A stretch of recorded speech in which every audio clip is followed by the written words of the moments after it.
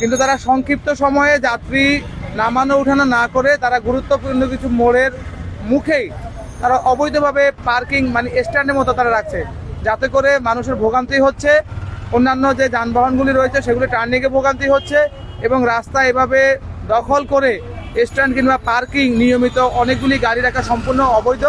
এটি সড়ক পরিবহন আইন এবং মোটরযান আইনের লঙ্ঘন।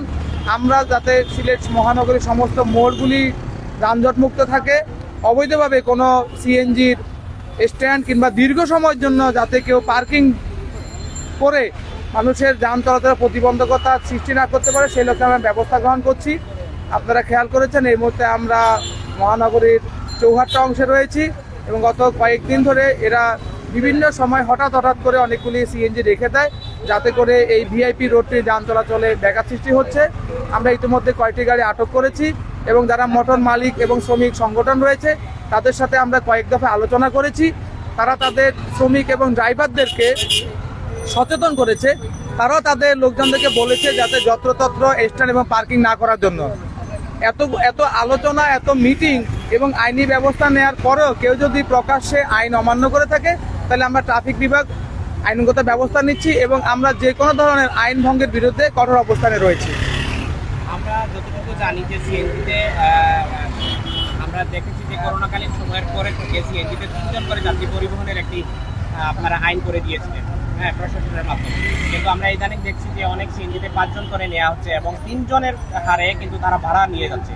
এই ব্যাপারে আপনাদের কোনো উদ্যোগ নেওয়া হচ্ছে কিনা বা এই ব্যাপারে আপনারা কোনো কিছু দেখেন? ধন্যবাদ। আপনারা জানেন যে সিলেট মহানগরীতে সিএনজিকে গণপরিবহন যারা আখ্যা দিয়েছে তারা সিএনজির মালিক এবং শ্রমিক, কিন্তু মূলত এটি গণপরিবহন না। গণপরিবহন বলতে আমরা বাস, লেগুনা, বলং যাত্রীবাহী পরিবহনগুলিকে বুঝি। সিএনজি পারমিট এবং রেজিস্ট্রেশনে 4টি সিটের কথা উল্লেখ রয়েছে, ড্রাইভার সহ পিছনে 3 জন, মোট 4 জন।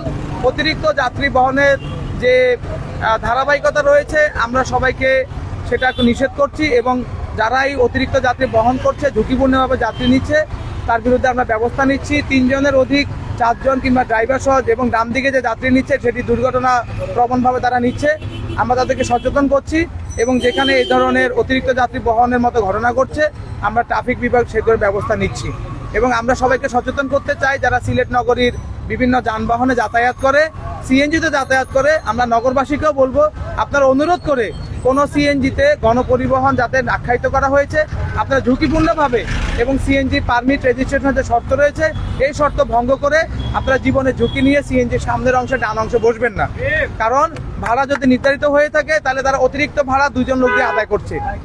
ট্রাফিক বিভাগে সহায়তা করার জন্য আমরা সিএনজির মালিক, শ্রমিক এবং সর্বস্তরের নগরবাসীকে আহ্বান করছি। আমরা আশা করছি আমাদের অভিযানের মাধ্যমে ঝুঁকিপূর্ণভাবে অতিরিক্ত যাত্রী নেওয়ার এবং সিএনজি ড্রাইভারের ডান পাশে বাম পাশে যে যাত্রী নেওয়ার সেটি কমে যাবে এবং এই বিষয়ে আমরা জিরো টলারেন্সে ভবিষ্যতে ব্যবস্থা নিয়ে যাব। আমাদের কার্যক্রম অব্যাহত রয়েছে। ধন্যবাদ। একটা বিষয় জানার ছিল আসলে যে রাস্তার পাশাপাশি সিলেটের বিভিন্ন গুরুত্বপূর্ণ পয়েন্ট যেমন সোমানীঘাট পয়েন্ট কিংবা হুমায়ুন রশিদ চত্বর পয়েন্ট, এভাবে শিবগঞ্জ পয়েন্ট, বিভিন্ন পয়েন্টের আশপাশে কিন্তু অবৈধভাবে কিন্তু সিএনজি কিংবা অন্যান্য যানবাহন কিন্তু পার্কিং করে রাখে, যানবাহন চলাচলে বিঘ্ন ঘটায়, পথচারী বিঘ্ন ঘটায়। তাদের ক্ষেত্রে আসলে কী ধরনের পদক্ষেপ নেবেন আপনারা? আমরা ইতিমধ্যে কয়েক দফায় যারা সিএনজির মালিক শ্রমিক সংগঠন নেতৃস্থানীয় রয়েছেন তাদের সাথে আমরা আলোচনা করেছি। তারা গুরুত্বপূর্ণ এবং যে কোনো মোড়ের থেকে অন্তত তারা 100 মিটার কিংবা 50 মিটার 100 মিটার দূরে তারা সিএনজিগুলি রাখার ব্যাপারে আশ্বস্ত করেছেন। তারা আমাদেরকে বলেছেন তাদের নির্ধারিত কিছু ভলেন্টিয়ার রয়েছে, ভলেন্টিয়ারগুলিদেরকে দিয়ে তারা সিএনজিগুলির বিন্যাস করবেন।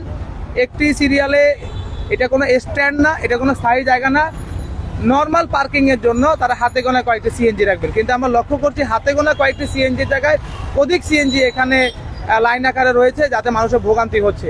আমাদের এসএমপি ট্রাফিক বিভাগের 25 থেকে 30টি জায়গায় আমরা প্রতিদিন ডিউটি করি। এছাড়া আমাদের হুন্ডা মোবাইল কিউআরটি টিম রয়েছে, আমাদের রেকার রয়েছে। আমরা যেখানেই কোনো অবৈধ স্থাপনা, অবৈধভাবে পার্কিং এবং অবৈধভাবে জায়গা দখল করে রাখছে সে ব্যবস্থা নিচ্ছি। আমরা আশা করি অদূর ভবিষ্যতে এবং অচিরেই এই সমস্যার সমাধান হবে। আমরা ট্রাফিক বিভাগকে সহযোগিতা করার জন্য যারা গণমাধ্যম কর্মী রয়েছেন, নগরবাসী রয়েছেন, সবাইকে আহ্বান করছি আমরা সবাই একযোগে এই সিলেট নগরীকে যাতে যানজট মুক্ত এবং প্রতিটি মোড় যাতে একটি বাধামুক্তভাবে যানবাহন চলাচল করতে পারে সেই লক্ষ্যে একসাথে কাজ করে যাব। একটা প্রশ্ন ছিল যে আপনারা যে অভিযান দেন, অভিযানের কথা বলেন গাড়ির অবৈধ তারা আবার কিন্তু জায়গাটা দখল করে, এটা কি কোনো আপনারা স্থায়ী সমাধানের জন্য কাজ করছেন কিনা? ধন্যবাদ। হকারদের বিষয়ে সিলেট সিটি কর্পোরেশন লালদিঘির পাড়ে তাদেরকে অস্থায়ী পুনর্বাসনের জন্য তারা তালিকা করেছে এবং সেখানে ব্যবস্থা করছে। আমরা হকারদেরকে ফুটপাতে যাতে মানুষের যান চলাচলে কোনো ব্যাঘাত সৃষ্টি না করে এবং রাস্তাতে তারা এলোমেলোভাবে যত্রতত্র মালামাল রেখে যাতে যান চলাচলের ব্যাঘাত সৃষ্টি না করে সেই জন্য তা আহ্বান করেছি। কয়েক দফা মিটিং হয়েছে। যারা লিস্টের হকার রয়েছে তারা অলরেডি সিটি কর্পোরেশন নির্ধারিত সিটি সুপার মার্কেটের পেছনে লালদিঘির মাঠে পাড়ে তারা চলে গিয়েছে। আমরা আশা করি অচিরে সমস্যার সমাধান হবে এবং হকাররা যাতে ফুটপাতে প্রতিবন্ধকতা, রাস্তায় প্রতিবন্ধকতা তৈরি করতে না পারে সেই লক্ষ্যে আমাদের প্রতিদিনই বিশেষ অভিযান, ফুড পেট্রোল এবং আমাদের থানা ফাঁড়ির যে মোবাইল পার্টি রয়েছে এবং আমার ট্রাফিক বিভাগ নিরলসভাবে কাজ করেছে। আমরা আশা করি সমস্ত হকারদের বোধোদয় হবে কিন্তু কোনো প্রকার অবৈধভাবে রাস্তা ফুটপাত দখল আমরা টলারেট করব না। এই বিষয়ে আমরা জিরো টলারেন্সে রয়েছি। ধন্যবাদ।